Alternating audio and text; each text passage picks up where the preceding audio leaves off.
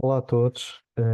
Eu vou apresentar a minha proposta de resolução do Exame Nacional Final de Físico-Química A, 11º ano de escolaridade, primeira fase, que foi realizado a 21 de junho de 2024.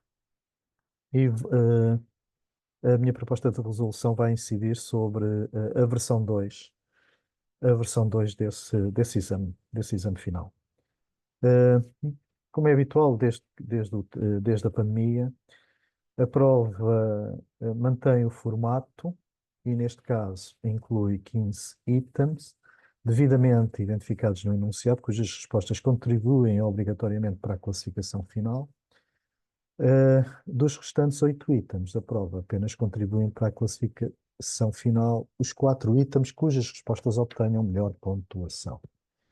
É engraçado porque, ultimamente, em cada exame de Físico-Química, pelo menos na primeira fase, debruça-se mais ou menos sobre um tema. E, neste caso, debruça-se sobre o tema do desporto, e nomeadamente, com algumas particularidades, dos Jogos Olímpicos, talvez 2024, como é um ano de Jogos Olímpicos, a realizar em Paris, França.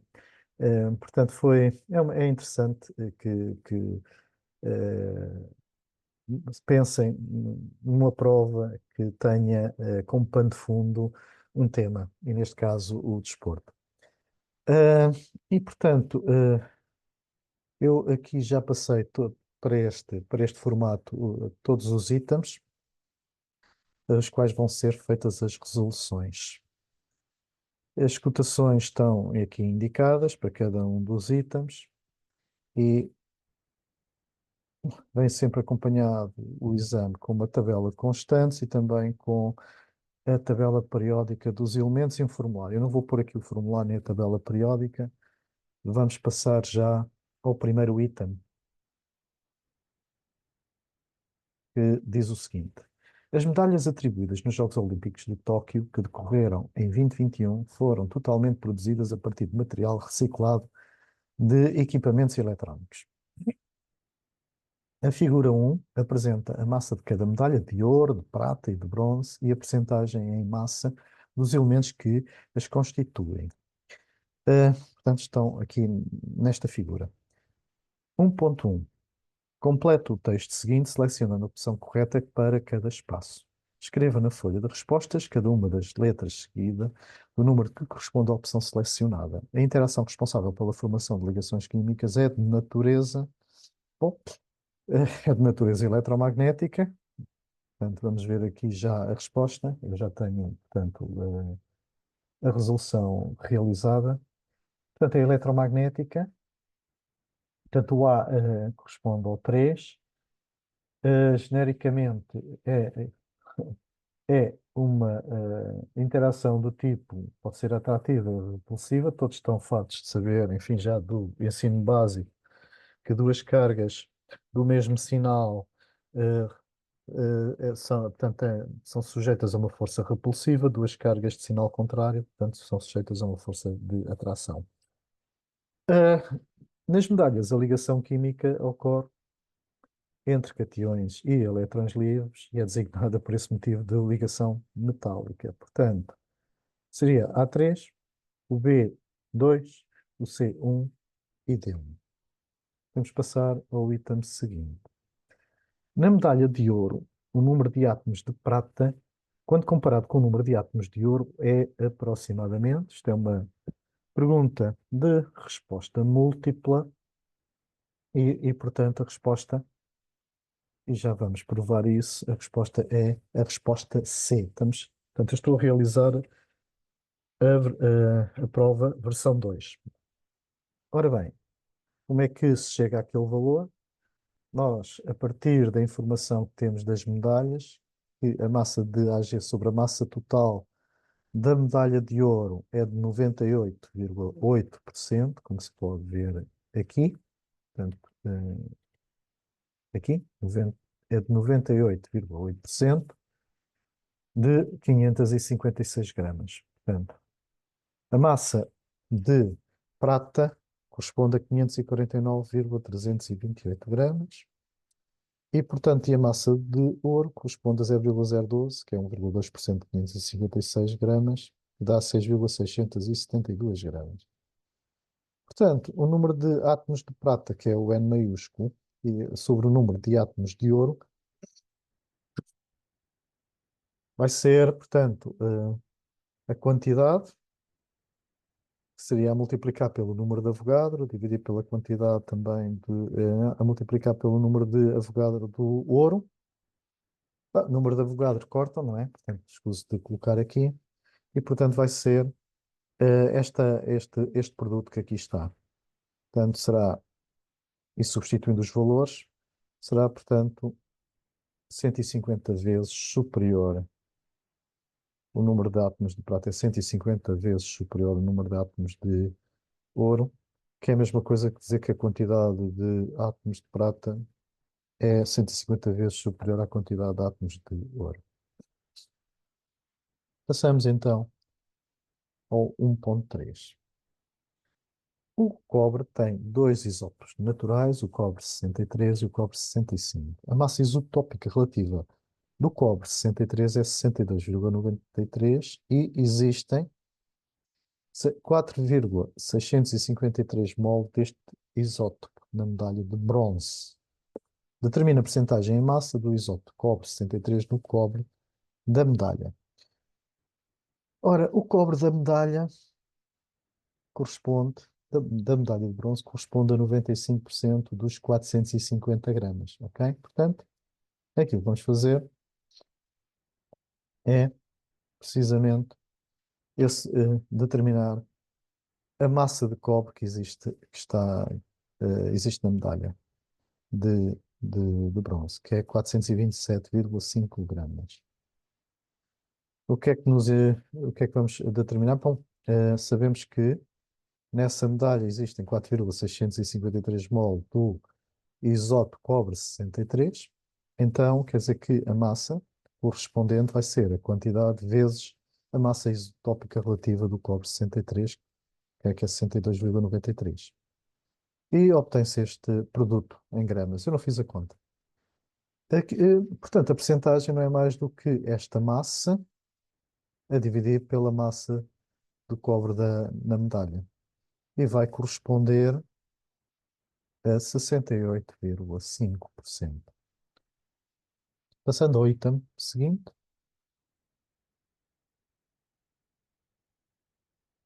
nós temos então a seguinte,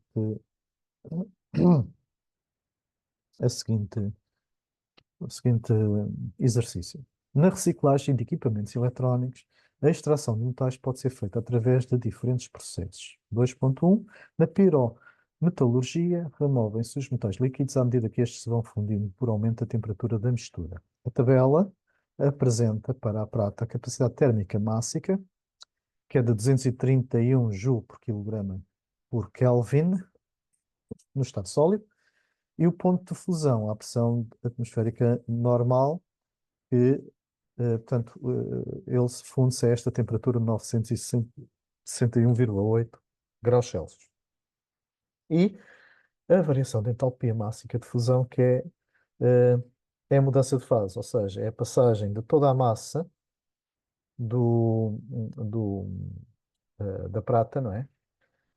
Para a fase líquida, da fase sólida para a fase líquida, a temperatura constante, ou seja, a temperatura de 961,8 graus.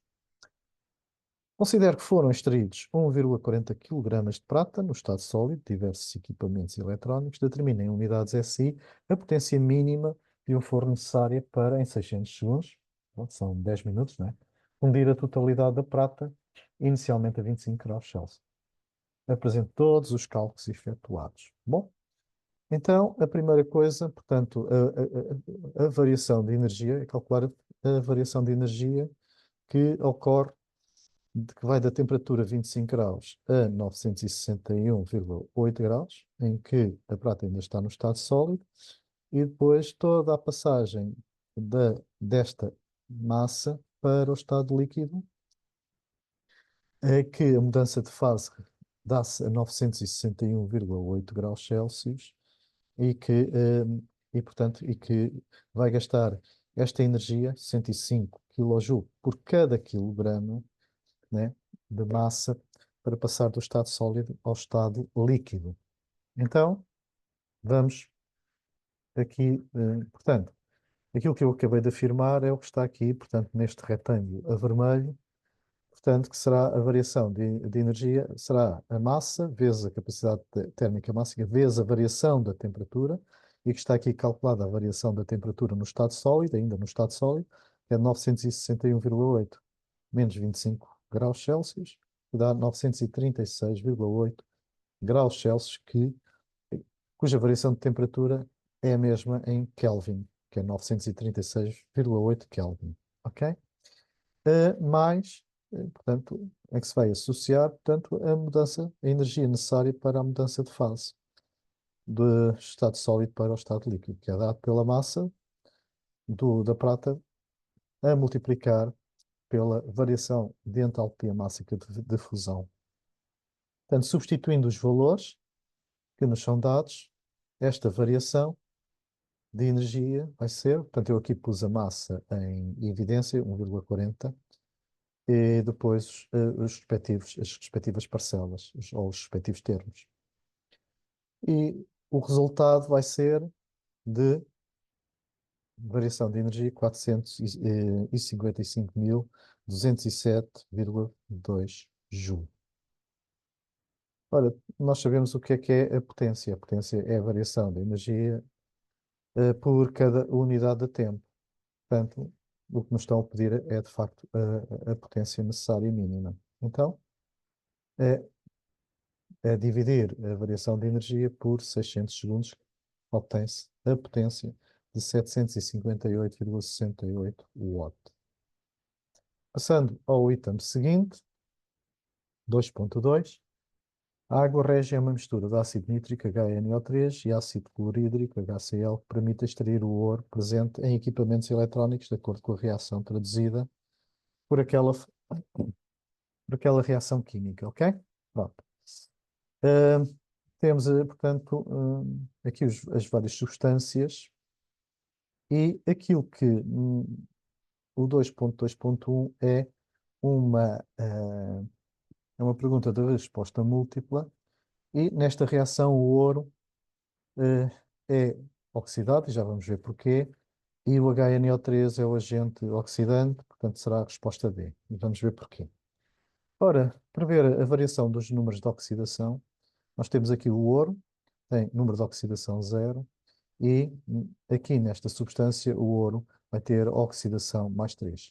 Isto porquê? Porque o H, nós sabemos que o número de oxidação é mais um, o cloro é menos um, e é fácil perceber porque eu aqui na tabela, enfim, eu estou a utilizar esta tabela, mas o cloro, o número de oxidação que é vermelho, e que está aqui mais carregado a vermelho, é o valor, digamos, habitual, ou comum, que é menos um. Uma vez que todos os outros elementos que constituem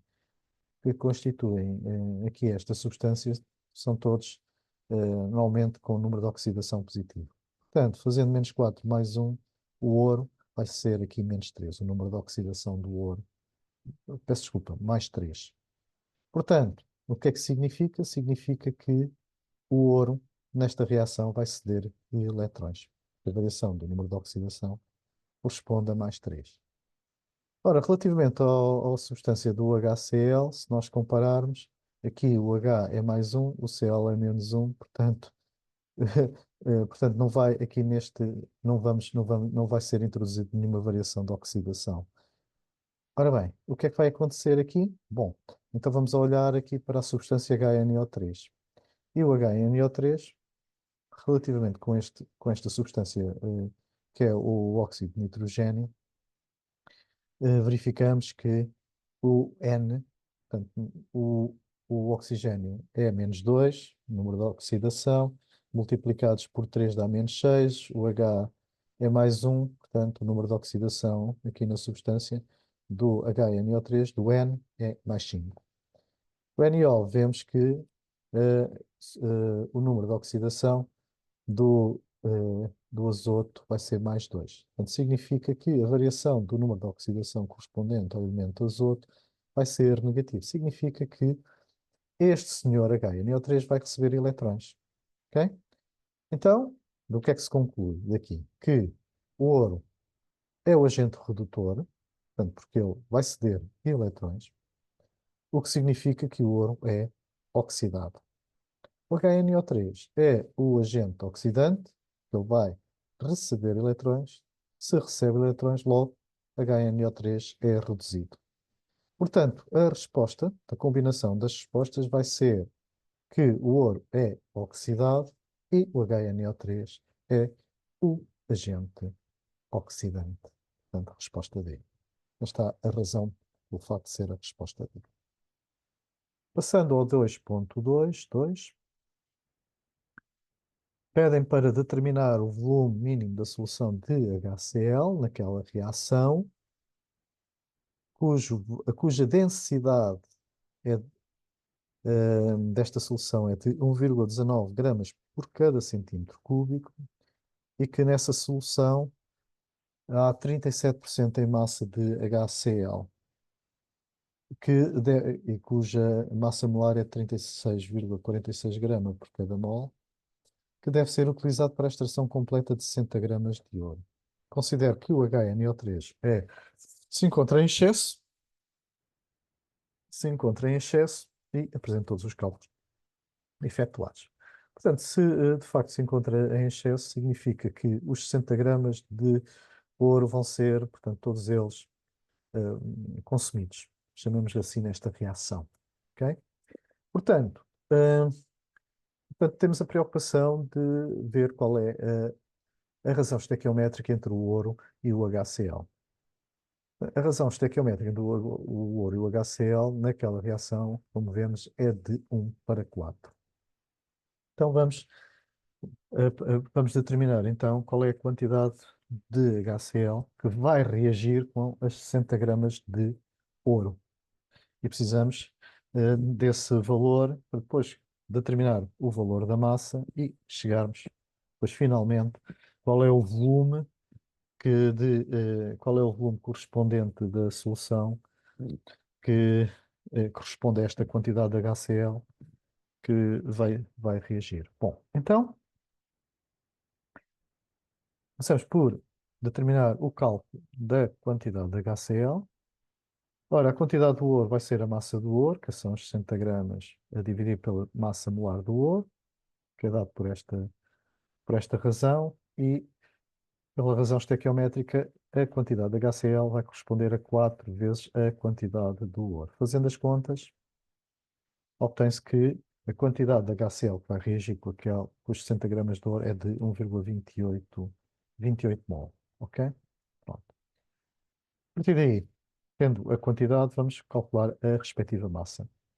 Fazendo as contas, e agora aqui entra a quantidade e a massa molar do HCl que é dado, que é 36,46 gramas, obtém-se que a massa de HCl necessária para reagir com aquelas 60 gramas de ouro será de 44,41 gramas. Posto então, temos agora de ver, qual é, de facto, a massa da solução.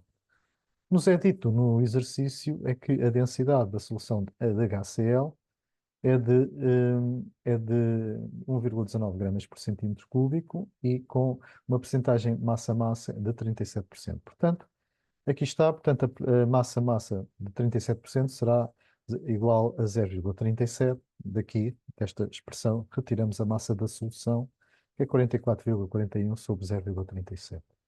A partir de agora da expressão da densidade, vamos então, é possível determinar qual é o volume da solução. Portanto, o volume da solução, utilizando esta expressão, vai ser a massa da solução, lá está, que são os 44,41 sobre 0,37, a dividir pela densidade da solução, que é 1,19.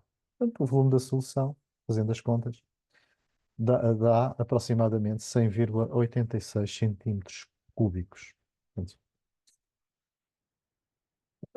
Passando ao 2.2.3, pode originar um íon positivo representado simbolicamente por este símbolo.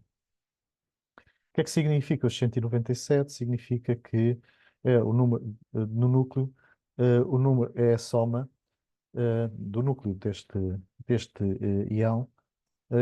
Os 197 é a soma do número de prótons com o número de nêutrons. E o 79 é o número de prótons. Portanto, eh, a resposta correta não vão ser 79 neutrões, não vão ser 197 neutrões, mas sim o que vai corresponder ao número de nêutrons, que é o número total das partículas que existem no núcleo daquele íon, menos os 79 protões, que dá 118 neutrões. A resposta correta é a resposta B. Aqui não há muito a comentar. Na figura 2, agora voltamos outra vez ao desporto. Na figura 2, que não está à escala, representa uma pista de atletismo onde dois atletas A e B realizam uma corrida de treino para uma prova de 400 metros planos. Considero que os atletas podem ser representados pelo seu centro de massa, segundo o modelo da partícula material. Considero o troço curvilíneo da pista, destacado no lado direito da figura 2, em que os atletas se mantêm lado a lado. Portanto, é este troço aqui, não é? Estes duas bolinhas. É o A e o B, o A e o B, eles mantêm-se lado a lado. Portanto, e descrevendo arcos de circunferência de raios diferentes com movimento circular uniforme. Nesse trouxe a intensidade da resultante das forças que atuam em cada um dos atletas. Ora, a resultante das forças vai ser a sua massa vezes a aceleração, e neste caso a aceleração é a aceleração centrípeta. E como é óbvio, a aceleração centrípeta é diferente do atleta A, a que fica sujeito do atleta A, é diferente daquela que fica sujeito do atleta B. Portanto, é diferente de zero. Não é zero, portanto, é diferente de zero. E os modos das velocidades angulares são iguais. Porquê? Porque ao descreverem, portanto, este troço de uma circunferência, significa que eles vão à mesma lado a lado, significa que a velocidade angular, que é o ômega, portanto, é igual. Eles têm, portanto, velocidades lineares diferentes, ok? Portanto, a resposta correta é a resposta C, ou a opção C. Passamos ao 3.2. Quando o atleta B entra aqui na reta da meta, e cá está a meta, eh, a 84 metros desta, o atleta A encontra-se 10 metros à sua frente, tal como esquematizado na figura 2. Portanto, se o atleta B está a 84 metros da meta, quer dizer que o atleta A está a 84 menos 10 metros, está a 74 metros. Pronto. Considero nesse instante os modos das velocidades dos dois atletas são 6,5 metros por segundo e que até chegar à meta, o atleta A mantém um movimento retilíneo uniforme. O que é que isto quer dizer? Que o atleta, para percorrer os 74 metros, vai com velocidade constante, enquanto que o atleta B se movimenta retilinamente com uma aceleração constante de modo 0,10 metros por segundo quadrado. Significa que o atleta B vai percorrer este percurso até chegar à meta com um movimento uniformemente acelerado. Considero o referencial ao X, representado na figura 2. Justifico que o atleta A vence a corrida. Na sua resposta, comece por apresentar as equações de movimento dos dois atletas e apresente todos os cálculos efetuados. Portanto, é mesmo isto que vamos começar por fazer, é apresentar as equações de movimento. Bom, qual é a conclusão? Vai vencer a corrida o atleta que gastar menos tempo para cortar a meta. Ok? Pronto. E quais são as equações de movimento? Vou pôr, portanto, aqui a equação de deslocamento, que será o deslocamento do atleta A. Como o movimento é uniforme, velocidade constante vai ser a velocidade A, e ele vai gastar o tempo A, tempo índice A percorrer os 74 metros, não é? Portanto, será 84 menos 10 sobre a sua velocidade. A velocidade com que ele entra é 6,5 metros por segundo. Obtém-se Portanto, ele vai gastar um tempo para cortar a meta em 11,385 segundos. Relativamente ao atleta B. Bom, o atleta B faz um deslocamento que é dado por esta expressão, o meio de a sua aceleração tv quadrado, portanto é o tempo que ele vai gastar para cortar a meta, mais a velocidade inicial, que é igual ao VA, VA e VB eles têm a mesma, portanto a velocidade à entrada da meta era 6,5, a multiplicar pelo tempo que ele vai gastar. Portanto, obtém-se uma equação de segundo grau em TV e, portanto, resolvendo esta equação de segundo grau, obtém-se 11,844 segundos. Ou seja, o atleta B gasta mais tempo para cortar a meta. Significa que, como o TA é inferior ao TB, confirma-se que o atleta A vence a corrida. Nada mais a salientar aqui. 4. A prova de 400 metros planos exige um esforço muscular intenso, o que pode levar à formação de ácido lático, que é dado por esta fórmula química, que em excesso causa dores musculares e cansaço. Uh, 4.1. A figura 3 representa um modelo tridimensional da molécula de ácido lático, na qual todas as ligações são covalentes simples ou duplas. Ora bem, comparada com a ligação simples entre o C e entre o carbono, o átomo de carbono e o átomo de oxigênio, a ligação dupla de carbono com o oxigênio apresenta, claro que apresenta maior energia de ligação, tá, entre maior e menor energia de ligação, apresenta maior energia de ligação e a maior energia de ligação corresponde a um menor comprimento de ligação, portanto, a resposta correta é a opção A.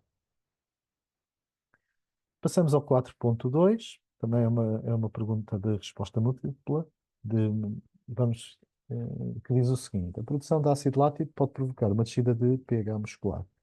Quando a uma determinada temperatura o pH diminui em 0,5, a concentração de H3 ou mais, bom, se há uma diminuição de pH, é claro que o que é esperado é que a concentração de H3 ou mais aumente. Temos mais íons H3 ou mais. Portanto, vai ter que ser entre aumento e diminui, vai ser entre as expressões que vai aumentar. Portanto, ou será a B, ou seria a B, ou seria a C. Porque é que é, desculpem, ou seria a B, ou seria a D. Porque é que é a D? Vamos ter que fazer, então, a comparação das duas concentrações. Então, vamos chamar H3 ao mais 1 ao valor, portanto, à concentração que é 10 levantada menos pH e H3 ao mais 2, que é a concentração 2, em que já temos um pH que vai ser pH menos 0,5. Fazendo a razão entre as duas, não é mais do que fazer a razão entre duas potências com a mesma base 10. Portanto, já sabemos isto da matemática, que vai dar a mesma base e subtrair os respectivos expoentes. Vai ser o menos pH, e aqui depois menos com menos dá mais, portanto vai ser menos pH mais pH menos 0,5. Portanto, vamos ter que a razão entre a concentração 1 e a concentração 2 de H3 ou mais vai ser dado por 10 levantado a menos 0,5. Invertendo ambos os membros, temos que H3 ou mais, a segunda concentração, que é que vai ter menor pH, eh, eh, com H3 ou mais 1, vai ser 10 levantado a 1 meio. Isto é raiz quadrada de 10. 10 levantado a 0,5 é raiz quadrada de 10. E, portanto, fazendo, significa que a concentração que vai ter menor pH, claro que aumenta e aumenta aproximadamente para o triplo da outra concentração. Ok? Portanto, resposta D. Está justificada a resposta D. Continuando, nós então temos agora que o ácido lático é um ácido monoprótico que se ioniza parcialmente em água de acordo com a equação, com aquela equação química. Portanto, temos que as razões estequiométricas entre todas as substâncias que estão ali em jogo é de 1 para 1. À temperatura de 25 graus Celsius, a constante de acidez, Ka, é 1,38 vezes 10 elevado a menos 4. Num laboratório encontra-se um frasco que apresenta um rótulo manuscrito, ácido lático igual, portanto com um pH 2,65. Para confirmar esta informação, foi retirada do frasco uma amostra de 50,0 mililitros da solução de ácido lático e foi feita uma titulação com uma solução padrão de NaOH de concentração 1,00 vezes 10 elevado a menos 2 mol por decímetro cúbico, tendo-se gastado 1,20 mililitros até se atingir o ponto de equivalência. Determina o pH da solução de ácido lático a 25 graus Celsius, mostrando que o valor apresentado no rótulo está incorreto. Apresenta todos os cálculos efetuados. Bom, primeiro vamos começar por tratar o que é que acontece no ponto de equivalência. Ora, no ponto de equivalência, a quantidade de ácido tem que ser igual à quantidade do NaOH. Portanto, o que é que são estas quantidades? Bom, não é mais do que as respectivas concentrações a multiplicar pelos volumes. Portanto, cá está, a concentração do ácido vezes o volume do ácido há de ser igual à concentração aqui da base, que é o NaOH, vezes o volume do NaOH. Retiramos então qual é a concentração de ácido, substituindo os valores que nos são dados portanto, na pergunta. Portanto, o volume do ácido é 50 vezes 10 levantado a menos 3, que é o que fica em denominador, e em numerador fica a concentração do NaOH, que é 1,00 vezes 10 levantado a menos 2, vezes o seu volume, que é 11,20 vezes 10 levantado a menos 3 decímetros cúbicos. Portanto, transformamos em mililitros em decímetros cúbicos. O valor da concentração do ácido corresponde a 2,24 vezes 10 levantado a menos 3 mol por decímetro cúbico. O passo seguinte é, então, expor a expressão da constante de acidez, que vai ser igual, vamos ter aqui as concentrações dos produtos de reação, produto das concentrações dos produtos de reação, em equilíbrio, a dividir pela concentração do ácido em equilíbrio, que vai ser a concentração inicial do ácido menos aquilo que foi ionizado nessa reação química. Como as razões estequiométricas é de 1 para 1, portanto, esta concentração do CH3CO OHCOO menos é igual à concentração de H3O mais, portanto, significa que o Ka vai ser H3O mais ao quadrado a dividir pela concentração do ácido menos a concentração de H3O mais em equilíbrio.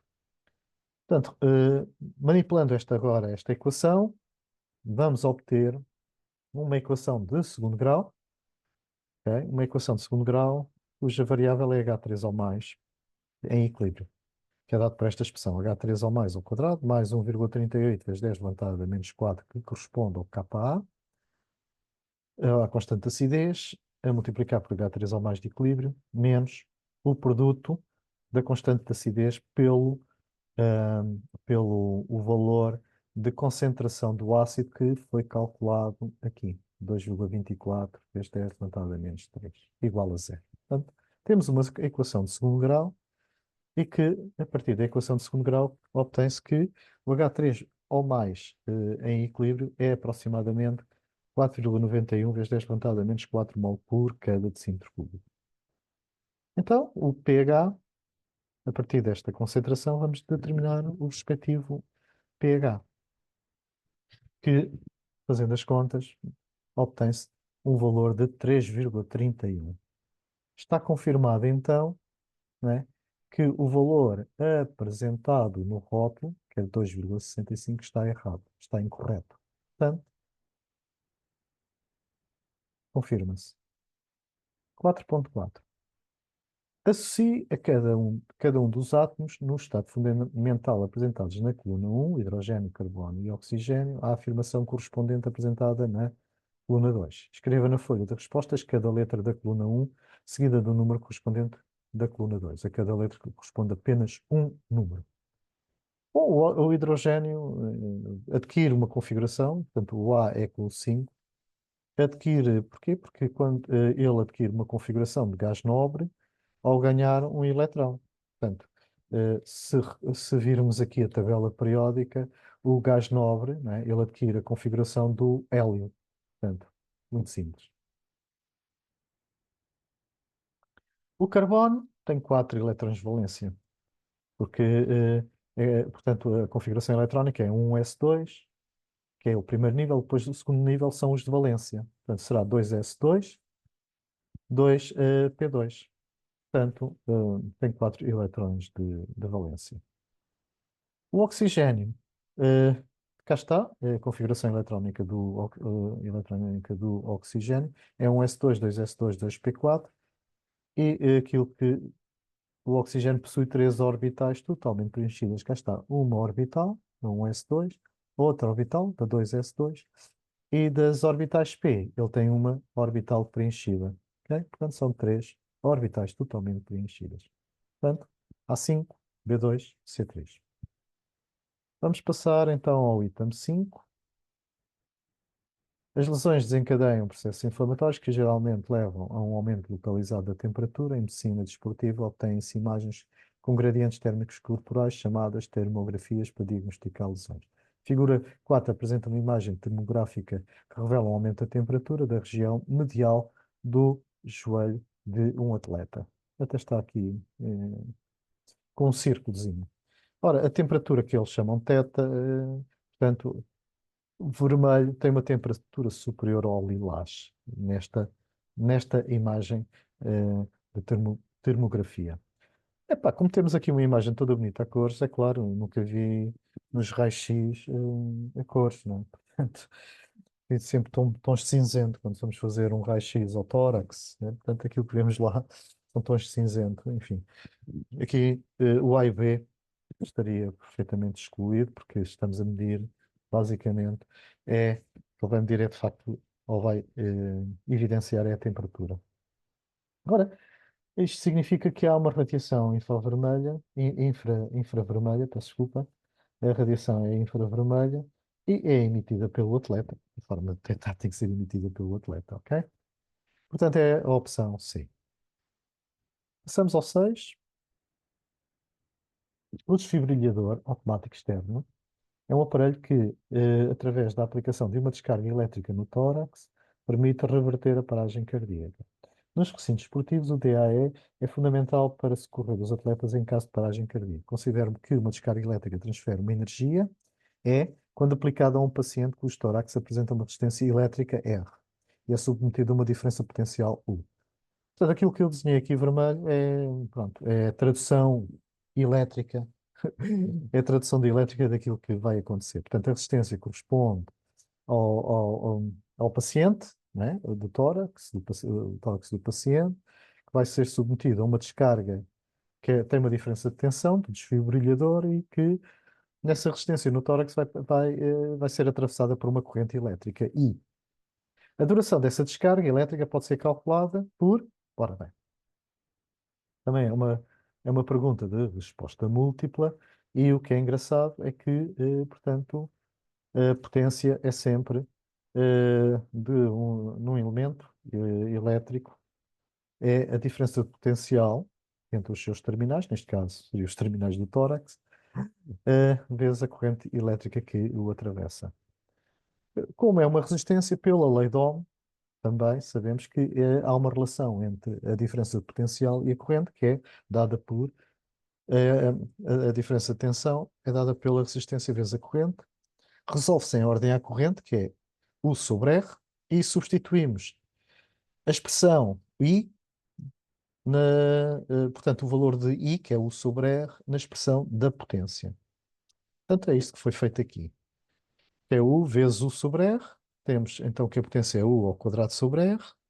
E como a potência é a energia por unidade de tempo, vamos então inverter ambos os membros daqui desta equação, ΔT, e resolvemos em ordem a ΔT, e obtemos finalmente que é R vezes E a dividir por U ao quadrado.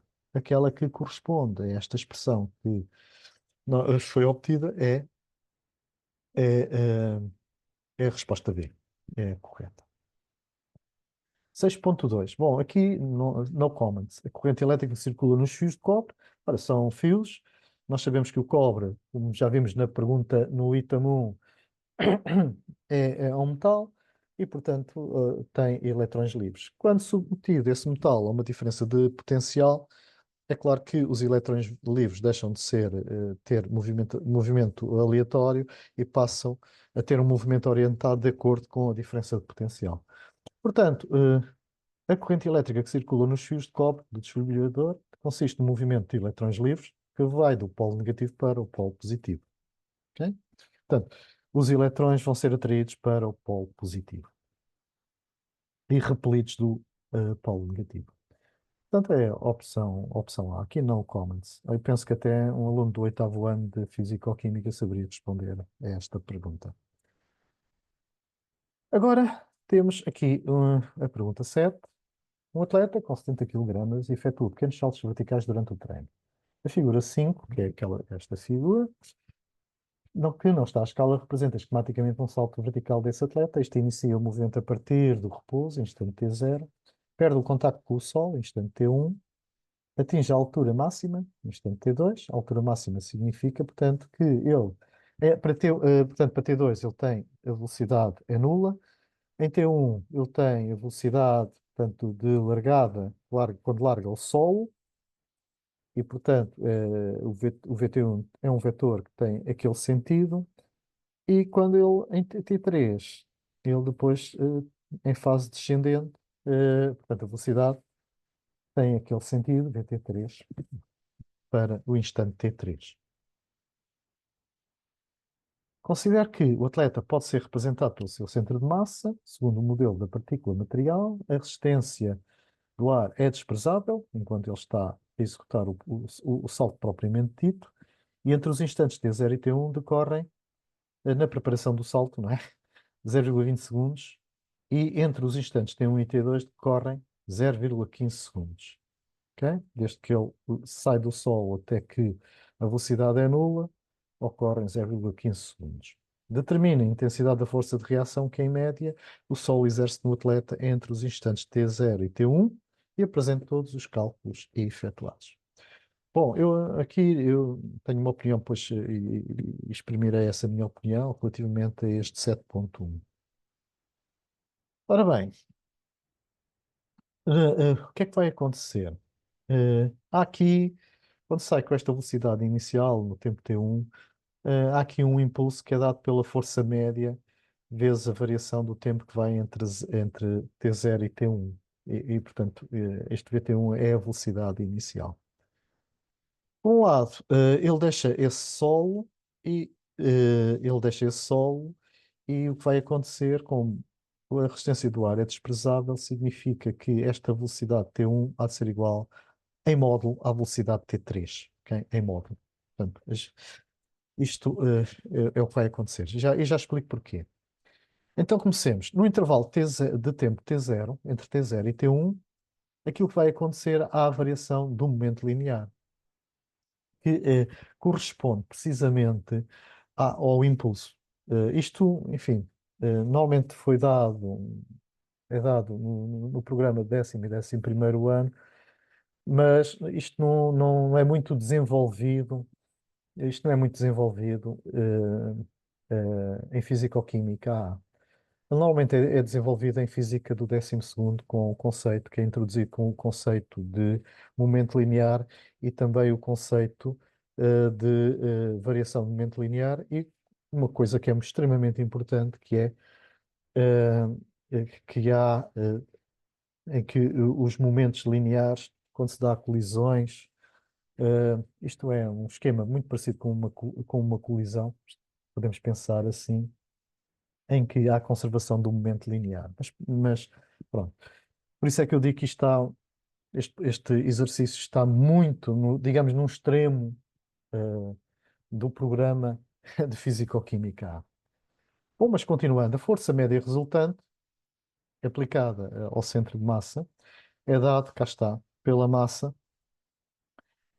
que chamamos Fm, que é a força média resultante aplicada ao corpo, é dada por a massa vezes a variação de T1, portanto, ou seja, a variação deste T menos a velocidade do corpo em T0, no momento T0. Ora bem, a velocidade do corpo no momento T0 é nula e, portanto, a variação, o que é o momento linear?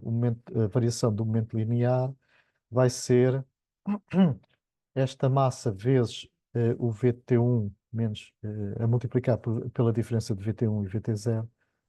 Isto será a variação do momento linear, que dividido pelo ΔT é a força média resultante. Como o VT0 aqui, ele está a preparar com as pernas fletidas, o movimento do corpo é zero, então, quer dizer que a força média vai ser dada por esta expressão. O que é que significa? Sabemos qual é a diferença entre T1 e T0, que é de 0,2, sabemos qual é a massa. Aqui o senhor, o atleta, pesa 70 quilos, portanto, aquilo que é necessário determinar é aqui a velocidade com que ele parte, ok? Se sai do solo, ok? Portanto, vai ser necessário calcular o VT1. Passo seguinte, sendo desprezável a resistência do ar, a variação da energia mecânica do corpo do atleta é igual a zero. Portanto, para o tempo que vai decorrer entre T1 e T3, ok? Pelo que a energia cinética em T1 vai ser igual à energia cinética em T3, ou seja, conclui-se que e claro que a energia potencial também é igual. E em ambos os momentos, T1 e T3, a energia potencial é nula.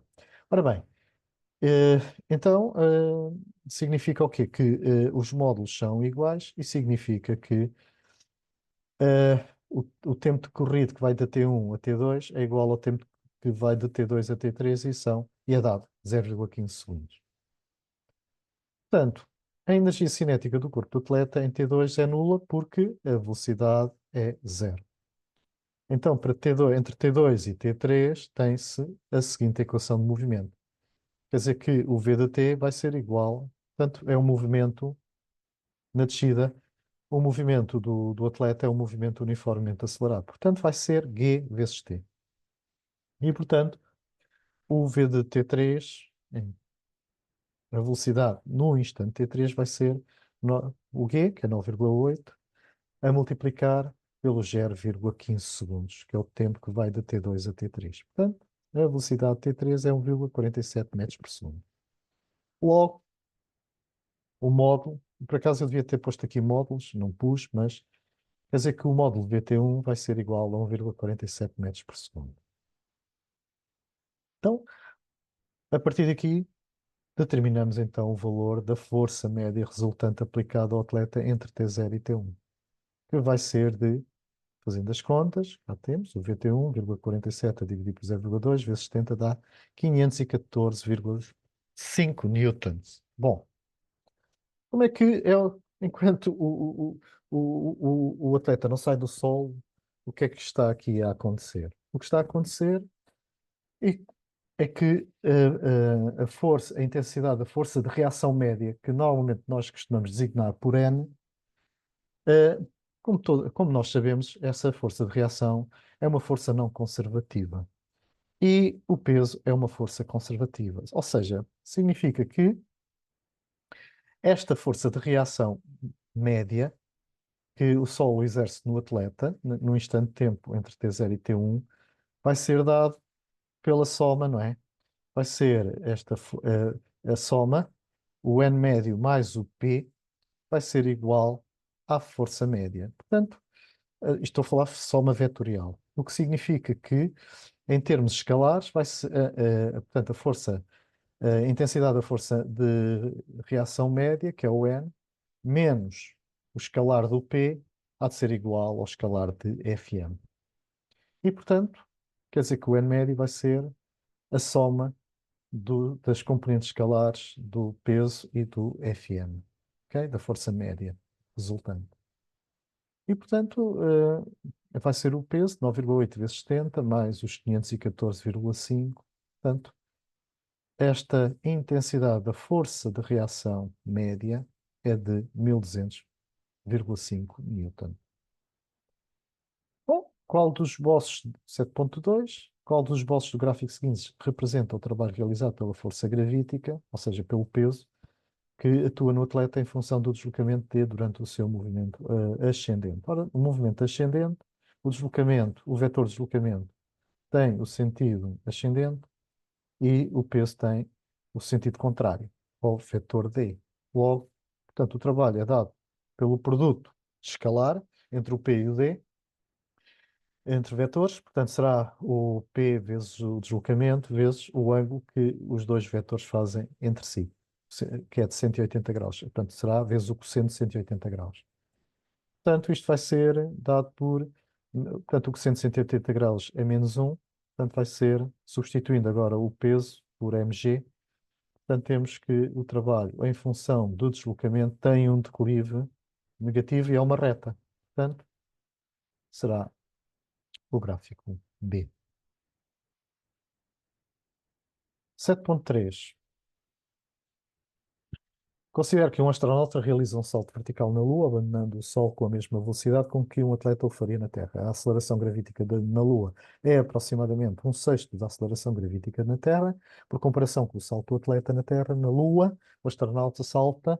Ora bem, temos quatro opções e a opção correta é a D. Vai saltar 6 vezes mais alto. Como é que chegamos lá? Bom, então vamos começar pelas equações de movimento na Lua.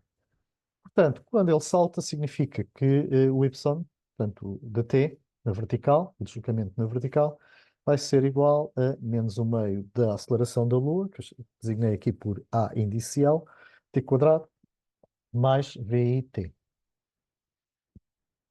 E a velocidade é dada, porque, portanto, a força gravítica portanto, é constante, vai ser igual a menos AL vezes T mais a velocidade inicial com que o atleta sairia do Sol na Lua, ok?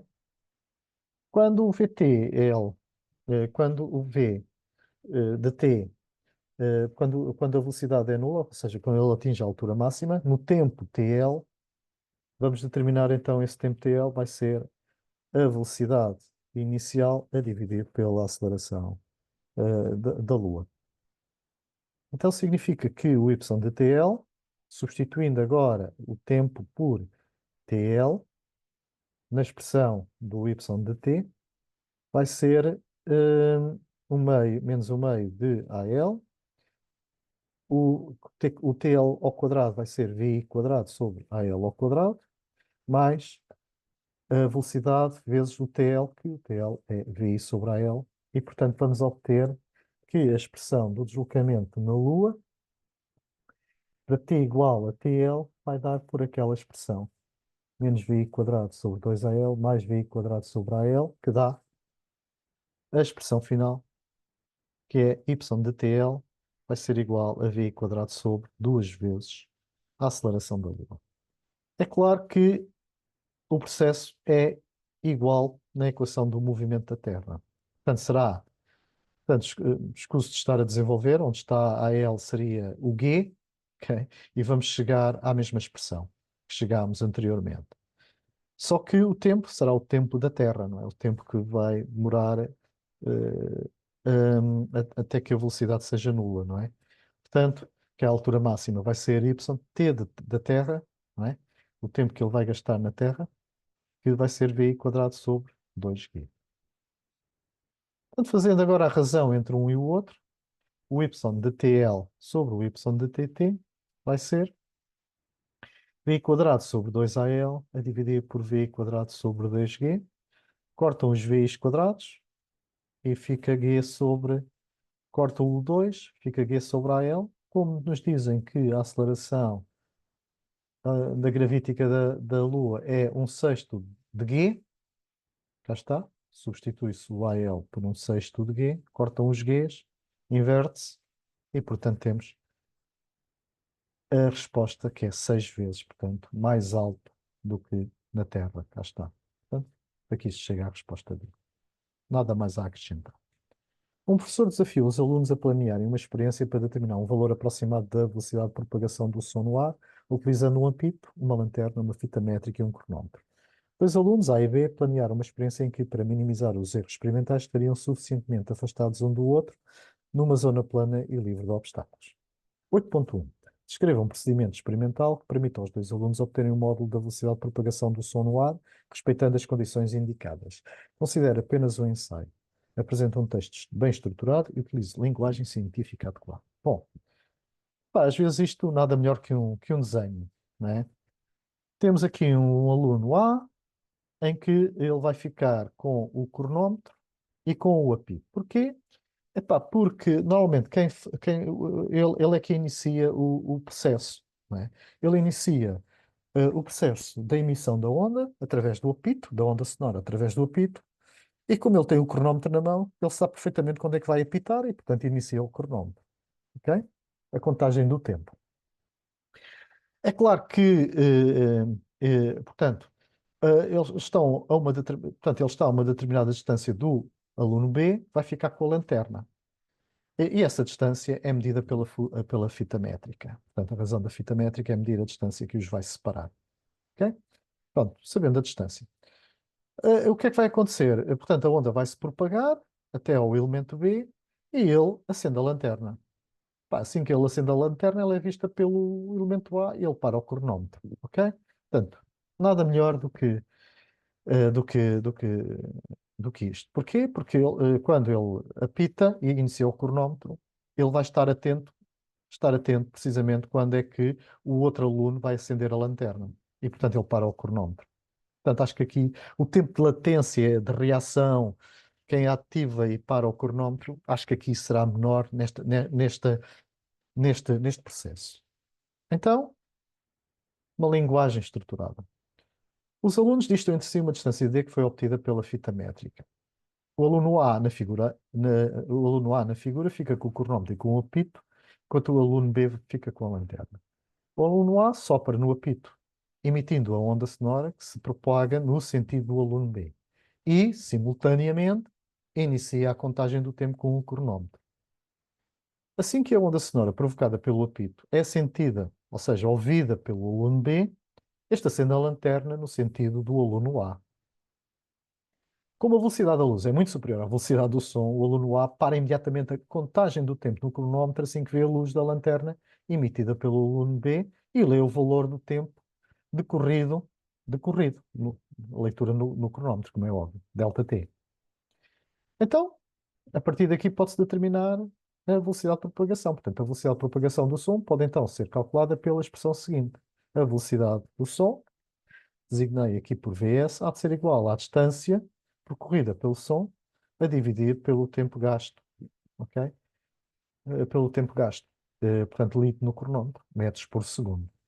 Em que D é a distância percorrida pela onda sonora entre o aluno A e o aluno B, e ΔT é o tempo decorrido entre a emissão do som do apito provocado pelo aluno A e o acendimento da lanterna pelo aluno B, assim que este ouve o som do apito. Portanto, penso eu que está aqui suficientemente escrito o procedimento. 8.2. No ar, o som é uma onda. Bom, é uma onda mecânica, claro que não é eletromagnética. A onda, o que faz, portanto, é é uma pressão das partículas, que as partículas vão sentir, não é? E, portanto, é mecânica. E é longitudinal, porque, pá, o tímpano do ouvido, não é? Vai vibrar longitudinalmente. Portanto, quer dizer que é uma mecânica, a onda é mecânica e longitudinal. Aqui nada a acrescentar. Vamos aos últimos dois itens. 9. Um grupo de alunos adicionou num gobelet uma solução amarela contendo íons de ferro, Fe3+, a uma solução incolor contendo íons de tiocianato de SN-. A uma determinada temperatura T, obtendo uma solução de cor vermelha devido à presença do íon complexo tiocianato de ferro 3, que é dado por FeSCN2+. Portanto, cá está o íon com carga positiva. O equilíbrio que se estabelece pode ser traduzido por aquela equação química. Portanto, o FeSCN é o produto de reação e, portanto, vai haver Portanto, e é de cor vermelha. Para testar 9.1, para testar o efeito da temperatura no equilíbrio em estudo, arrefeceu-se a solução preparada no gobelet, tendo sido observada uma intensificação da cor vermelha. Conclui justificando-se a variação de entalpia associada à reação de formação do íon é positiva ou negativa, apresenta um texto bem estruturado e utiliza linguagem científica adequada. Bom, é um texto que me parece bem plausível e que descreve muito bem. Então é o seguinte: ao sistema em equilíbrio, portanto, é provocada uma redução da temperatura. Ok? Agora, vamos enunciar o princípio de Le Chatelier, porque há uma perturbação do equilíbrio e, pelo princípio de Le Chatelier, o sistema reacional vai contrariar a redução da temperatura, libertando, para esse efeito, libertando energia e evoluindo no sentido exotérmico até atingir um novo estado de equilíbrio. Ora, o resultado da redução da temperatura, que é dita aqui nesta experiência, é uma intensificação da cor vermelha do produto de reação, o que significa que vai haver uma concentração do, eh, do, ehm, do íon complexo tiocianato de ferro, ok? Que é o FeSCN2+. Ou seja, o sistema reacional vai evoluir no sentido direto, pelo que se conclui que a reação química é exotérmica, sendo por conseguinte negativa a variação de entalpia. A constante de equilíbrio KC desta reação química na nova situação de equilíbrio vai aumentar. Portanto, acho que aqui não há mais nada a salientar.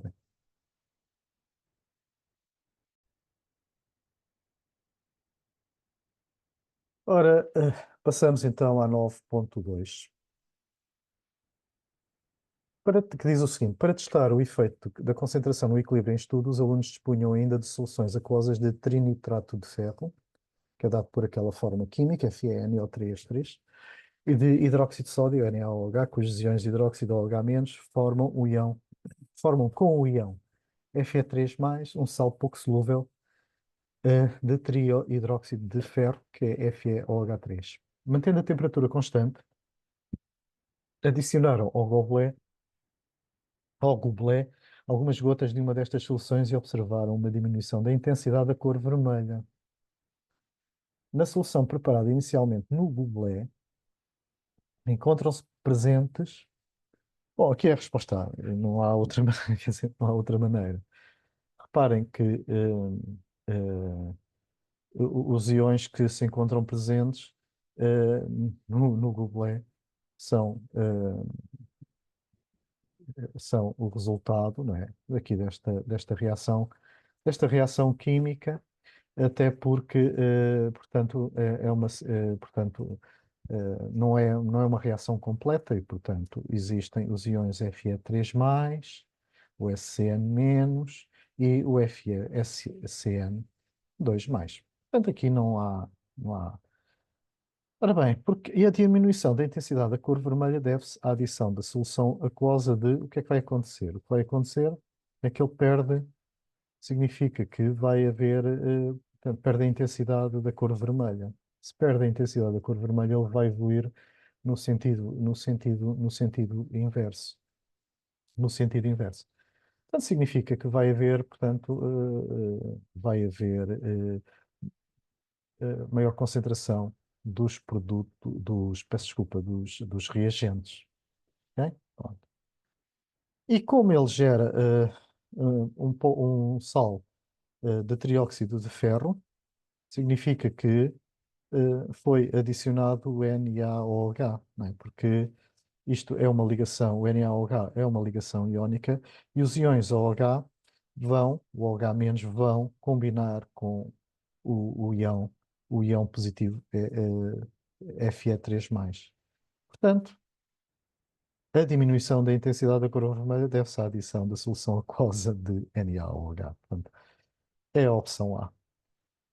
E, portanto, aqui espero que a minha exposição tenha sido bem compreendida e que tenha sido clara e que tenha contribuído para uma melhor compreensão na resolução deste exame de Físico-Química A, este exame nacional. A minha impressão relativamente a este exame, comparado com o do ano anterior, eh, é francamente mais acessível. E espera-se que, provavelmente, neste ano, a média no exame de Fisicoquímica A, neste ano de 2024, seja superior, e se calhar para aí dois valores superior à do ano transado, à de 2023. De qualquer das maneiras, agradeço a vossa atenção. O meu nome é Alexandre de Abreu e se houver alguma questão, podem sempre endereçar para este meu e-mail, abreumato61@gmail.com. A todos os alunos, olha, desejo as maiores felicidades e que os resultados deste exame correspondam efetivamente às vossas expectativas e desejos. Muito obrigado.